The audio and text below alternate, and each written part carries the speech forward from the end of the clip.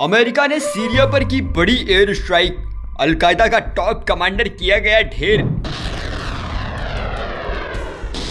इधर हमास ने अपने कमांडर के मौत की पुष्टि की, उधर जहाजों ने उड़ा दिए अलकायदा के ठिकाने।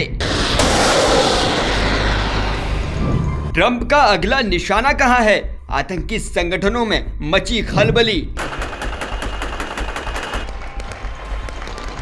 अमेरिका की तरफ से सीरिया में बड़ी एयर स्ट्राइक की गई है, जिसमें आतंकी संगठन अल कायदा का टॉप कमांडर सलाह अल जबीर मारा गया है। अमेरिकी सेना ने यह हमला उत्तरी पश्चिमी सीरिया में किया। अमेरिकी सेंट्रल कमांड ने एक बयान में कहा उसने यह हवाई हमला इसलिए किया क्योंकि इलाके में आतंकी संगठनों की हरकतें बढ़ रही थी और इस हमले में अल कायदा का टॉप कमांडर मोहम्मद सलाह अल जबीर मारा गया। यह सबसे जरूरी दिन था जब यह हमला किया गया। गुरुवार को ही सीरिया में बशर अल असद शासन को उखाड़ फेंकने वाले विद्रोही बल तहरीर अल शाम के नेता अहमद अल शरा को सीरिया का कार्यवाहक राष्ट्रपति नियुक्त किया गया है। सीरिया का ताजा हाल ये है कि कुछ समय पहले ही सीरिया में सबसे बड़ा तख्ता पलट हुआ था।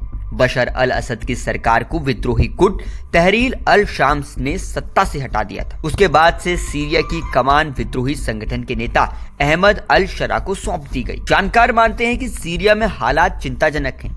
दुनिया को इस बात की चिंता ज्यादा है कि कहीं सीरिया फिर आतंकियों के लिए सुरक्षित जगह न बन जाए। दरअसल अमेरिकी सेना सीरिया में मौजूद इस्लामिक स्टेट यानी ISIS और अल कायदा से जुड़े समूहों के खिलाफ अभियान चलाती रही है। इसके पहले भी अमेरिकी सेंट्रल कमांड दिसंबर महीने में बशर अल असद की सरकार के पतन के बाद ISIS के ठिकानों पर दर्जनों हवाई हमले कर चुका है।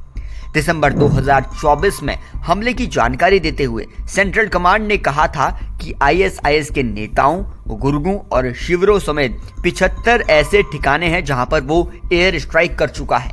अमेरिका दुनिया का सबसे शक्तिशाली देश है और अपनी सुरक्षा और आतंकियों को ढेर करने में उसका इतिहास स्वर्णिम है। खूंखार आतंकी ओसामा बिन लादेन को मारने वाला अमेरिका ही था और अब तो डोनाल्ड ट्रंप अमेरिका के दूसरी बार के राष्ट्रपति बने। उनका बिल्कुल साफ स्टैंड है आतंकियों के खिलाफ नो टॉलरेंस पॉलिसी। और राष्ट्रपति पद की शपथ लेते ही ट्रंप ने सीरिया में एयर स्ट्राइक से बता दिया कि उसकी तरफ जो भी देश आंख उठाएगा उसको इसकी कीमत चुकानी होगी। अमेरिका ने यह स्ट्राइक ऐसे समय में की है जब गुरुवार को ही फिलिस्तीनी आतंकवादी समूह हमास ने अपने मिलिट्री कमांड मोहम्मद दाइफ की मौत की पुष्टि की है। इजरायली रक्षा बलों ने 6 महीने पहले एक हमले में दाइफ को मार गिराने का दावा किया था, लेकिन हमास ने इसकी पुष्टि नहीं की थी। टाइम्स ऑफ इजराइल की रिपोर्ट के मुताबिक हमास के प्रवक्ता अबू ओबैदा ने एक वीडियो बयान में मोहम्मद दाइफ की मौत की पुष्टि की है।